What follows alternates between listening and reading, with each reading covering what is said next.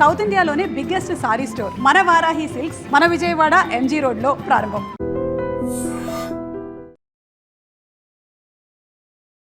Welcome to IT news. This is Pawan.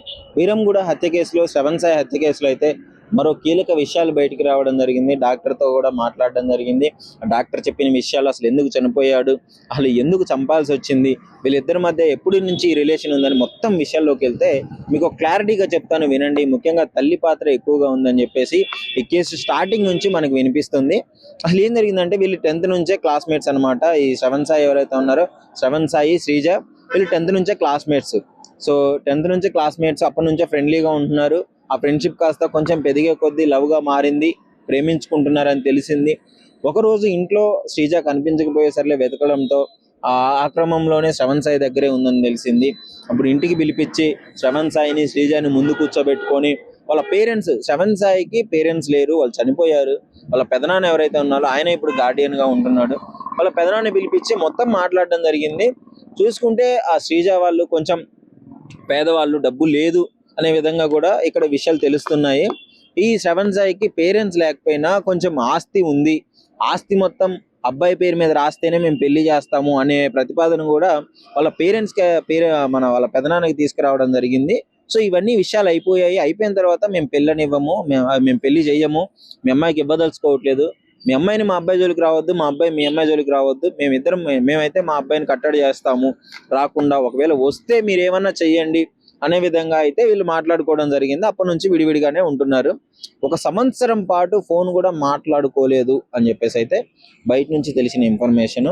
మరి ఈ అమ్మాయి ఎప్పటి నుంచి మాట్లాడుతుంది, ఏం జరిగిందో తెలియదు. కానీ సడన్ గా ఇంట్లో అయితే ప్రెగ్నెన్సీ వచ్చిందని తెలిసింది. ప్రెగ్నెన్సీ వచ్చిన తర్వాత వాళ్ళ మదర్ సిరి ఎవరైతే ఉన్నారో, వాళ్ళ మదరు ఇష్టం వచ్చినట్టు ఆ శ్రీజని కొట్టడం స్టార్ట్ చేసింది. వెంటనే శ్రీజ తట్టుకోలేక శ్రవణ్ సాయికి మెసేజ్ పెట్టిందంట.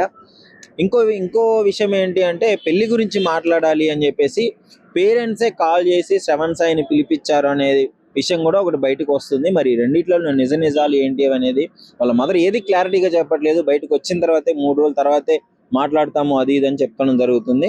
సరే, ఏదున్నా ఒకళ్ళు పిలిపించారు అని అంటున్నారు, లేదు శ్రీజానే మెసేజ్ చేసింది, నన్ను కొడుతున్నారు, ఇష్టం వచ్చినట్టు కొడుతున్నారు, నేను ప్రెగ్నెంట్గా ఉన్నాను అని చెప్పేసి శ్రవణ్ సాయికి మెసేజ్ పెట్టగానే శ్రవణ్ సాయి బీరంగూడకి ఇంటికి వెళ్ళాడు. అమ్మాయి శ్రీజ వాళ్ళ ఇంటికి వెళ్ళాడు. శ్రీజ వాళ్ళ ఇంటికి వెళ్ళిన తర్వాత మరి అక్కడ ఏం డిస్కషన్ జరిగింది, ఏం జరిగిందో తెలియదు. కానీ అంటే అక్కడ జరిగిన సంఘటన ఏంటంటే, శ్రవణ్ సాయి చనిపోయి ఉన్నాడు. దెబ్బలు బ్యాట్తో, క్రికెట్ ఆడే బ్యాట్తో ఇష్టం వచ్చినట్టు కొట్టారు అని హాస్పిటల్లో జాయిన్ చేసినప్పుడు అయితే తెలుస్తుంది.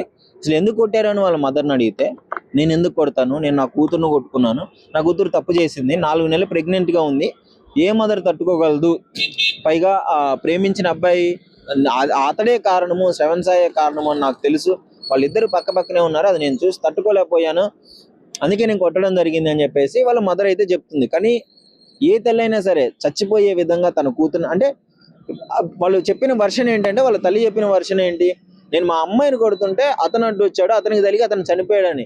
ఎంత సింపుల్ గా చెప్తుందో చూడండి. ఒకవేళ అదే దెబ్బ వాళ్ళ కూతురు తలిగితే చనిపోవాల్సిందే కదా. అంటే ఇంత కర్కశంగా ఉన్నారు. ఇంకో విషయం ఏంటంటే, నిజంగా ఆ టైంకి ఇంట్లో శ్రీజ వాళ్ళ మదరు, వాళ్ళ ఫాదర్ కూడా మరి వాళ్ళ సెకండ్ ఫాదర్ అని చెప్తున్నారు. మరి ఉంచుకున్న వ్యక్తి అనే విధంగా కూడా కొంచెం ప్రతిపాదన వస్తుంది. మరి పెళ్లి చేసుకుందా, రెండో మ్యారేజ్ చేసుకుందా లేదే అనే విషయం అయితే కన్ఫామ్గా తెలియదు, మనం మాట్లాడకూడదు. సో వాట్ ఎవర్, వాళ్ళ మారు తండ్రి ఉన్నాడు అని చెప్పేసి వాళ్ళ పెదనాన్న చెప్పడం జరుగుతుంది. అదే విధంగా శ్రీజ వాళ్ళ కొడుకున్నాడు, సిరి వాళ్ళ కొడుకున్నాడు, వీళ్ళు నలుగురే ఉన్నారు. సో అతని ఇంటికి వెళ్ళినప్పుడు ఆ బ్యాట్ తీసుకొని ఇష్టం వచ్చినట్టు కొట్టడంతోనే అతను చనిపోయాడని చెప్పేసి డాక్టర్లు కూడా ఆల్మోస్ట్ కన్ఫర్మ్ చేయడం జరిగింది. సో ఏంటి అంటే, తల మీద వెనకాల గాయాలున్నాయి, అదేవిధంగా బ్యాక్ బోన్కి గాయాలున్నాయి, మిగతా దగ్గర చేతులకి వీటికి చిన్న చిన్న గాయాలు ఉన్నాయి. కొట్టిన దెబ్బలు అయితే క్లియర్గా కనిపిస్తున్నాయి, ఇష్టం వచ్చినట్టు ఒళ్ళంతా దెబ్బలు ఉన్నాయని చెప్పి చెప్తున్నారు. ఇంకోటి, శ్రీజాన్ అయితే అసలు హాస్పిటల్లోనే జాయిన్ చేసుకోమన్నారంట. అంటే ఎంత దారుణంగా కొట్టారో చూడండి. సిరి వాళ్ళ తల్లి, వాళ్ళ ఫాదరు, వాళ్ళ తమ్ముడు, అంటే ఇంత దారుణంగా కొట్టి ఏ హాస్పిటల్లో జాయిన్ చేసుకోలేదు. ఎక్కడ పట్టుకున్న శ్రీజాని నొప్పి వస్తుంది, ఒళ్ళంతా బోన్స్ అన్ని ఇరిగిపోయాయి, ఇంత దారుణంగా కొట్టారు అనే విషయం అయితే క్లియర్గా తెలుస్తుంది. మరి ఇన్ని విషయాలు బయటకు వచ్చాయి. అసలు నిన్న ఎంత దారుణం జరిగిందో, ఒక మనిషిని చచ్చే విధంగా కొట్టి అక్కడ హాస్పిటల్లో జాయిన్ చేసి హాస్పిటల్కి వెళ్ళే లోపే ఆయన చనిపోయాడు. శ్రవణ్ సాయి ఎవరైతే ఉన్నారో ఆయన చనిపోయాడు, క్లియర్గా అర్థమవుతుంది. ఇంకా లేట్ అయితే ఆ శ్రీజ కూడా చనిపోయి ఉండేదేమో. సో ఇంత దారుణంగా ఆ ఇంట్లో ఇద్దరిని పడేసి కొట్టి ఇష్టం వచ్చినట్టు స్క్రూ డ్రైవర్తో కొట్టారని, ఒక బలమైన వస్తువు బ్యాట్, అదేవిధంగా ఒక ఇనుపది ఏదో ఒకటి తీసుకొని కొట్టారని కూడా ఇన్ఫర్మేషన్ వస్తుంది. ఇంత దారుణంగా కొట్టారు. అసలు ఇన్సిడెంట్ పైన మీరేమనుకుంటున్నారు? అంటే తప్పు చేశారు, ఓకే, పిల్లలు తప్పు చేశారు కాదనట్లేదు. ఇంత కర్కశంగా తల్లిదండ్రులు ఉండొచ్చా, ఉండాలా, వీళ్ళకి ఏంటి, అసలు వీళ్ళ పరిస్థితి ఏంటి, మీరేమనుకుంటున్నారు అనే విషయాన్ని డెఫినెట్లీ కామెంట్ రూపంలో తెలియజేయండి. మరిన్ని విషయాల కోసం ఐ డ్రీమ్ని ఫాలో అవుతాం. నిజంగా ప్రస్తుతం ఉన్నటువంటి సమాజం దేనికి ప్రయారిటీ ఇస్తుంది? ఆర్థిక సంబంధాల చుట్టూ మాత్రమే తిరుగుతోంది. మళ్ళీ ఎన్నికలంగానే చాలా విరక్తి కలుగుతాను. మంచి అనిపిస్తుంది కదా, లేడీస్ కూడా ఛాలెంజింగ్ జాబ్స్ చేసినప్పుడు చాలా బాగుంటది. ట్రాఫిక్ అసిస్టెంట్స్ గా నియమించిన ట్రాన్స్జెండర్స్ అందరితో సాల్యూట్ చేయించుకుంటున్నారు. ఫుడ్ డెలివరీ ఇవ్వటానికి వెళ్ళినటువంటి డెలివరీ బాయ్ అనిల్ పై కళ్ళ ముందు పిల్లలు కొట్టి